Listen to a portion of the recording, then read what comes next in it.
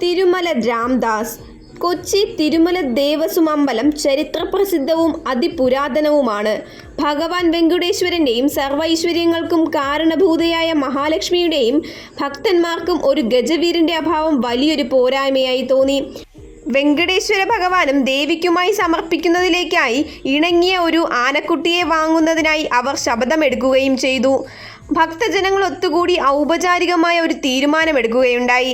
ദേവസ്വത്തിൻ്റെ സാമ്പത്തിക പരാധീനതകൾ കണക്കിലെടുത്തുകൊണ്ട് കൂടുതൽ പ്രാരാബ്ദങ്ങൾ ദേവസ്വം ബോർഡിൻ്റെ മേൽ കെട്ടിവെക്കാതിരിക്കുവാൻ ഒരു ട്രസ്റ്റിൻ്റെ രൂപീകരണമാണ് പിന്നീടുണ്ടായത്. ഭക്തന്മാർ ശേഖരിച്ച ഫണ്ട് ട്രസ്റ്റിനെ ഏൽപ്പിക്കുകയും തുടർന്ന് ഒരു ചെറിയ കൊമ്പനാനയെ വാങ്ങുകയും ചെയ്തു. 1978 ഏപ്രിൽ 15 ആനയെ കൊച്ചി തിരുമല ദേവസ്വത്തിൽ കൊണ്ടുവരികയും ആനയുടെ മുൻ ഉടമസ്ഥൻ MP ഉദയവർമ്മൻ അതിനെ ട്രസ്റ്റികൾക്ക് കൈമാറുകയും ചെയ്തു.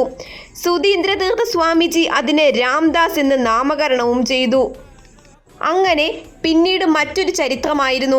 വെറും 30 വയസ്സിൽ 10 അടിക്കുമേൽ ഉയരവും നല്ല നിലവുമുണ്ടായിരുന്ന ആന രാംദാസ് തിരുമല ക്ഷേത്രത്തിലെത്തുമ്പോൾ വെറും 15 വയസ്സ് മാത്രമായിരുന്നു പ്രായം. ആനയ്ക്ക് അസാമാന്യ വളർച്ചയായിരുന്നു. നല്ല തലയെടുപ്പും ഉയരവും. പൂരപ്പറമ്പുകളിൽ അവൻ അവൻ്റേതായ സ്ഥാനം നേടിയെടുത്തു. ചക്കുമരശ്ശേരി തലപ്പൊക്ക മത്സരത്തിൽ പലതവണ വിജയിച്ചിട്ടുണ്ട്. കൂടാതെ ചിറായി തലപ്പൊക്ക മത്സരത്തിൽ തുടർച്ചയായി 5 തവണയും ജേതാവായി. 90കളിൽ തൃശൂർ പൂരത്തിന് തിരുവമ്പാടിയുടെ മഠത്തിൽ വരവിനുമുണ്ടായിട്ടുണ്ട്. രാംദാസിന് ഒരു വർഷം പോലും തൃപ്പൂണിത്തുറയിൽ വലിയ ഉത്സവത്തിന് പങ്കെടുക്കാൻ സാധിച്ചില്ല. തിരുമല ക്ഷേത്രത്തിലും വല്യമ്പലത്തിലും ഉത്സവം ഒരേ ദിവസങ്ങളിലാണ് വരാറ്. ഒരു വർഷം മാത്രം തൃപ്പൂണിത്തുറയിൽ വൃശ്ചികമാസം ആദ്യം ആറാട്ടായി വന്നു. എന്നാൽ അക്കൊല്ലം ആനയെ നീരിൽ നിന്ന് അഴിക്കാനും സാധിച്ചില്ല. 1985-95 കാലഘട്ടമാണ് ആനയുടെ പ്രതാപകാലം.